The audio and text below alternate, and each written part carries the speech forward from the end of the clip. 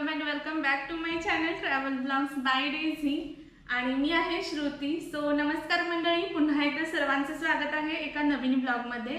आजचा हा ब्लॉग असणार आहे अमरनाथ यात्रेशी संबंधित। तर ऑब्वियसली 2024च्या अमरनाथ यात्रेला मी जाणार आहे। हर हर महादेव। माझी जी दर्शनाची म्हणजे रजिस्ट्रेशनची जी तारीख आहे तर ती जुलैच्या पहिल्या आठवड्यातली आहे। यावर्षीची अमरनाथ यात्रा ही 29 जून पासून 19 ऑगस्ट या 45 दिवसांच्या कालावधीमध्ये होणार आहे आणि या बुकिंग वगैरे झालेलं आहे। एप्रिल पासूनच बुकिंग चालू झालेलं सर्वांना माहितीच आहे। तर मग यात्रेला जात असताना सर्वात आधी आपल्याला प्रॉब्लेम येतो तो म्हणजे की नक्की काय काय घेऊन जायचं। कारण अमरनाथ हा जो ट्रेक आहे किंवा ही जी यात्रा आहे तर ती भारतामध्ये सर्वात कठीण ट्रेक हा समजला जातो। तर या यात्रेला जात असताना आपल्याला कोणत्या गोष्टी घेतल्या पाहिजेत, कोणत्या गोष्टी आपल्याकडे असायलाच पाहिजेत ज्या महत्त्वाच्या आहेत, तर त्या सर्व या ब्लॉग मधून मी तुम्हाला सांगणार आहे आणि मी काय काय घेतलेलं आहे ते पण मी तुम्हाला दाखवणारच आहे।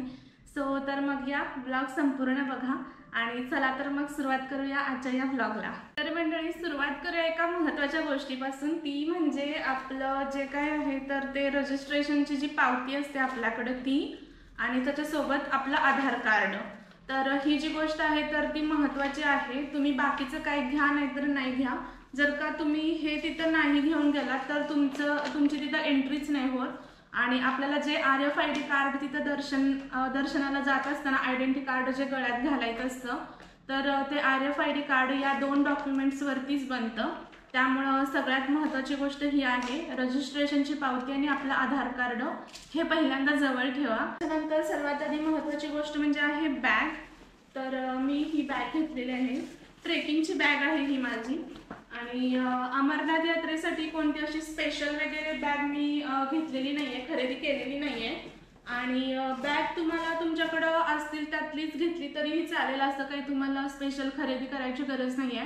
जे तुम्हाला उचलायला सोपी पडेल, ज्यामध्ये तुमचं सामान अगदी आरामात बसेल आणि असं ट्राय करा जेणेकरून ती बॅग वॉटरप्रूफ वगैरे आहे, वजनाने हलके लाईट वेट आहे, जे तुम्ही इझिली कॅरी करू शकता।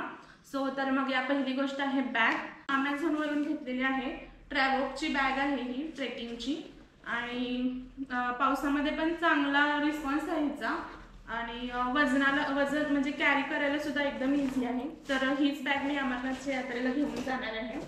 त्याच्यानंतर दुसरी गोष्ट म्हणजे बॅग सोबतच आपल्याला अशी एक सॅक घ्यायची आहे, बॅकपॅक वॉटरप्रूफ असेल तर बेस्टच आहे।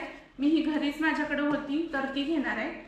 तर ही बॅग घेण्याचं कारण म्हणजे आपण जी मोठी बॅग घेतो तर ते आपण जिथे राहतो बालताल असेल किंवा कुठे आपण टेंटमध्ये वगैरे ही बॅग ठेवून आपल्याला जेवढं पाहिजे आहे ते सामान यामध्ये घेऊन जाऊ शकतो। म्हणजे पाण्याची बाटली असेल, आपलं जॅकेट वगैरे असेल किंवा आता माझा कॅमेरा आणि पॉवर बँक वगैरे ज्या काही आपल्याला वस्तू लागतात छोट्या मोठ्या त्या आपण ह्याच्यामध्ये घेऊन जाऊन कॅरी करू शकतो।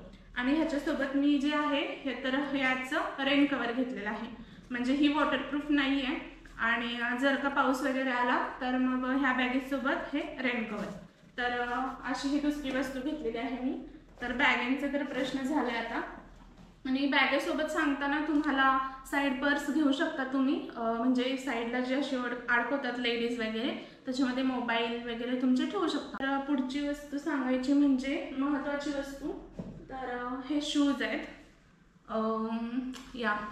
तर शूज मी चांगलेच घेतलेले आहेत, नवीनच घेतलेले आहेत, मी अमरनाथ यात्रेसाठी घेतलेले आहेत। ह्याची जी सोल आहे ती खूप छान आहे कारण की हे घसरणार वगैरे नाही। असं आहे की मी चालतच ट्रेक करणार आहे, घोड्यावरती वगैरे करण्यात मला इंटरेस्ट नाही आहे आणि ऑब्व्हियसली मी ट्रेकर आहे आणि जर का मीच घोड्यावरून ट्रेक केला तर मग या म्हणजे काहीच उपयोग नाही आहे। तर बूट हे चांगल्या कंपनीचे घ्या तुम्ही शूज, जेणेकरून हे घसरणार नाहीत। तिथं चिखल असणार आहेत, मोठे मोठे दगड असणार आहेत आणि चढायचं आहे भरपूर। तर मग इन्व्हेस्ट करून बूट चांगले घ्या, हे वॉटरप्रूफ आहेत। मी बक्काबुस्सी या ब्रँडचे अमेझॉनवरून हे शूज घेतलेले आहेत आणि ट्राय करा की चालतच तुम्ही ट्रेक करा। आपण ही पण महत्त्वाची गोष्ट आहे, शूज चांगले घ्यायचे। तर तुम्ही अमेझॉनवरून घेऊ शकता बक्काबुस्सी वगैरे आणि चांगल्या शूजमध्ये इन्व्हेस्ट करताना आपल्याला वॉटरप्रूफ आहेत का नाही हे बघायचे आहेत, कारण ते बर्फामध्ये चालतील, पावसामध्ये चालतील, तुम्हाला काही प्रॉब्लेम नाही होणार। आणि हे शूज परत पण तुम्ही कोणत्या ना कोणत्या ट्रेकला वगैरे यूज करू शकता। या तर मग आणि 1800 रुपयाला पडलेले आहेत ते. सोबतच मी 3 जोडी सॉक्सचे घेतलेले आहे. हे वुलनमध्ये नाही म्हणू शकत आपण, पण असं हे जे आहे ह्याचं मटेरियल असं जाड आहे. तर मी दिल्लीला गेले होते, तिथून हे सॉक्स आणले होते, तर ते आत्ता कामाला येत आहेत मला. तर असे 3 जोड सॉक्स घेतलेले आहेत मी शूज सोबत. एक आपल्याला रेग्युलर यूजला एक असं सँडल किंवा स्लीपर वगैरे तुम्ही घेऊ शकता. म्हणजे ज्यावेळेला तुम्ही ट्रेक करत नाही आहे आणि असंच आसपास मार्केटमध्ये वगैरे फिरताय, तर मग त्यावेळेला तुम्ही साधं चप्पल किंवा स्लीपर वगैरे वापरू शकता. कपड्यांवरती आता कपड्यांवरती मी एक ट्रॅकसूट घेतलाय व्हाईट कलरचा. तर ह्या ट्रॅकसूट सोबतच मी 2 ट्रेक पॅन्ट्स आणि 2-3 टी शर्ट असे कपडे ठेवलेले आहेत. तर हे जे कपडे आहेत तर ते मी अमरनाथ यात्रेच्या हिशोबाने ठेवलेले आहेत. पण जर का तुम्ही अमरनाथ सोबतच वैष्णोदेवी किंवा इतर ठिकाणं आहेत तिथं तर ती करायची म्हणताय, तर तुमच्या हिशोबाने 3 ते 4 जोड कपडे जे आहेत तर ती एक्स्ट्रा तुम्ही घेऊ शकता. हे जे कपडे सांगितलेले आहेत मी 2 track pants, 2 shirt, T shirt आणि त्याच्यानंतर एक जो आहे ट्रॅकसूट, म्हणजे 3 ते 4 कपडे जोड कपडे मी फक्त अमरनाथ यात्रेच्या हिशोबाने घेतलेले आहेत. तर त्याच्यामध्ये तुम्ही तुमच्या गरजेनुसार ॲड पण करू शकता. मुलांचे वगैरे काही ना काहीतरी कपडे घातले, आपले हुडीज वगैरे असतात, तर अशा टाईपचे कपडे घ्या, म्हणजे जेणेकरून तुम्हाला जॅकेट वगैरे घालायची किंवा स्वेटर वगैरे एक्स्ट्रा घेण्याची गरज नाही लागणार. आणि या तिकडच्या साईडला 15-15 मिनिटाला हवामान बदलत असतं असं म्हणतात, म्हणजे कधी पण पाऊस कधी पण थंडी वगैरे असते. तर मग या स्वतःची काळजी घ्या आणि जास्त कपडे नका घेऊ, ओझं नका घेऊ जास्त, म्हणजे तुम्हाला जेवढं कॅरी करता येईल तेवढंच कपडे घ्या. तिथं आहेत, जर काही इमर्जन्सीला तुम्हाला घ्यायचं असेल तर तिथंही तुम्ही खरेदी करून घालू शकता. पण इथून जाताना कृपया ओझं जास्त एक्स्ट्राचं काहीही घेत बसू नका, कारण की आपल्या प्रवासाचा जो आनंद असतो तर त्या बॅगा ओझ्या कॅरी करताना किंवा पाठीवरती ओझं असताना आपल्याला तो जो प्रवासात आनंद जो असतो, जे एन्जॉयमेंट असते, तर ती मिळत नाही असं पर्सनली मला वाटतं. त्यामुळे सामान जेवढं कमीतल्या कमी तुम्ही घ्याल ना तर तेवढं इझी राहील. जॅकेट कॅरी करणार आहे, म्हणजे मला थंडीत पण चालेल आणि पावसात पण चालेल. सो तर या जॅकेट प्रेफर करा तुम्ही, किंवा तुम्ही वाऱ्यापासून वाचण्यासाठी साधं जॅकेट जे आहे तर ते पण घेऊ शकता, आणि मग असं 2 in 1 मध्ये यूज होईल असं पण एक जॅकेट घेऊ शकता. त्याच्यानंतर शॉल घेतलेली आहे एक मी, म्हणजे टेंटमध्ये वगैरे कुठं स्टे केला तर मग तिथं ब्लँकेट्स वगैरे देतात असं म्हणतात, ऐकलंय मी. पण तरी पण आपल्याकडे एक शॉल असावी म्हणून ही शॉल घेतली. आणि तसं पण मी ट्रेननं जाणार आहे, 2 ते 3 दिवस माझ्या ट्रेनमध्ये जाणार आहे, तर मग या ट्रेनमध्ये झोपण्यासाठी ही शॉल मला लागेलच. सो तर या हे झालं. त्याच्यानंतर आहे माझ्याकडे ही वुलनची टोपी आणि हे जे आहेत ते हँड ग्लोव्ज. तर हे जम्मूमधूनच घेतलेलं आहे. असेल तर घ्या किंवा नसेल तर तिथं पण बालटालमध्ये मार्केट आहे, जिथं तुम्ही स्वेटर्स, रेनकोट्स वगैरे, परत हे असे सामान, वुलनची टोपी वगैरे हे सगळं तुम्ही तिथंही खरेदी करू शकता. पण एक गोष्ट सांगायची महत्त्वाची म्हणजे तिथं ह्याचे रेट्स जे असणार आहेत ते आपल्यापेक्षा डबल आणि जास्त, त्याच्यापेक्षा पण जास्त असू शकतात. सो तर या तुमच्याकडे असेल तर तुम्ही इथूनच हे सगळं कॅरी करा. आणि या म्हणजे जर का जास्त पैसे घालवायचे नाही आहेत तर ते आपण इथूनच घेऊन जाण्यात शहाणपणा आहे. त्याच्यानंतर महत्त्वाची गोष्ट म्हणजे हे रेनकोट. तर हे जे आहे तर ते पोंचू स्टाईलमधलं रेनकोट आहे, ज्याच्यामध्ये तुम्ही आणि तुमची बॅगसुद्धा आरामात बसून जाईल. रेनकोटचं कसं होतं तर ते लिमिटेड एरिया असतो त्याचा रेनकोटचा, आणि आतमध्ये पाणी जातं. आणि त्याच्यानंतर हे मी एकदाच घेतलंय आणि 3 ते 4 ट्रेकसाठी मी हे वापरलंय. आरामात म्हणजे व्यवस्थित अगदी गुडघ्याच्या खालीपर्यंत तुम्हाला येतं. खालचे पाय वगैरे भिजले तरी काही हरकत नाही, पण वरती जी तुमची बॅग आणि तुमचे कपडे जे आहेत तर ते व्यवस्थित राहतात ह्याच्यामध्ये. आपल्या इकडच्या पावसामध्ये तर राहतात. मी हिमाचलला ट्रेकला पण हा वापरला होता रेनकोट, तर या राहतात. तर अमरनाथच्या पावसामध्ये राहतील का नाही याची गॅरंटी नाही आहे, पण मग हे एक सोडून तुम्ही 2 कॅरी करू शकता, किंवा तिथं सुद्धा हे अवेलेबल आहेत पोंचू स्टाईलमध्ये, तिथंही तुम्ही घेऊ शकता. पण रेनकोट तुमच्याकडे असायलाच पाहिजे, असेल तर घ्या, किंवा तिथं तर तुम्हाला खरेदी करावंच लागेल, कारण कधी पण पाऊस, कधी पण थंडी, काही पण होऊ शकतं तिकडे. सगळं महादेवाची इच्छा, काही पण होऊ शकतं. सो तर या तुम्ही रेडी राहा। रेनकोट तर तुम्हाला कॅरी करायलाच पाहिजे, हे महत्त्वाचं आहे खूप। शूज आणि रेनकोट हे महत्त्वाचं आहे अमरनाथ यात्रेला। सो त्याच्यानंतर हे जे आहेत हे माझे अंडरगार्मेंट्स आहेत। तुम्ही 3 ते 4 जोड अंडरगार्मेंट्स स्वतःच्या हिशोबानं घेऊ शकता। त्याच्यानंतर हे असे छोटे रुमाल 2 ते 3 घ्या, म्हणजे एखादा ओला झाला तर तुम्हाला दुसरा यूज करता येईल। आणि फेस टॉवेल वगैरे असे 1-2 टॉवेल आणि 1-2 रुमाल असे तुम्हाला कॅरी करायचे आहेत। ट्रेनमध्ये वगैरे बसल्यानंतर पण तोंड धुतल्यानंतर वगैरे येतील ते यूज करायला। त्याच्यानंतर अशा कॅरी बॅग्स वगैरे जवळ ठेवा, आपल्याकडे असतात नॉर्मल यूजला अशा, कारण की ज्यावेळेला तुमचे कपडे वगैरे ओले होतील तर तुम्ही ते अशा कॅरी बॅगमध्ये कॅरी करू शकता।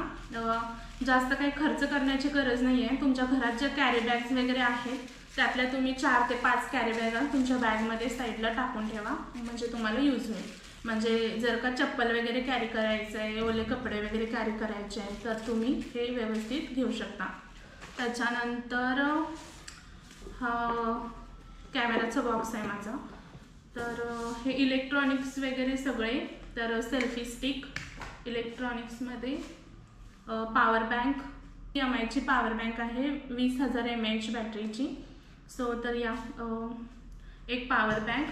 त्याच्यानंतर सनग्लासेस घेतलेले आहेत मी, तर सनग्लासेस आठवणीनं ठेवा, कारण की कसं होतं तिकडे बर्फ आहे आणि ऊन वगैरे पण जास्त असतं, तर ऊन ज्या वेळेला बर्फावरती पडतं त्यावेळेला ती डायरेक्ट लाईट तुमच्या डोळ्यांवरती रिफ्लेक्ट करते, तर डोळ्यांना त्याच्यापासून वाचवण्यासाठी सनग्लासेस नक्की कॅरी करा। त्याच्यानंतर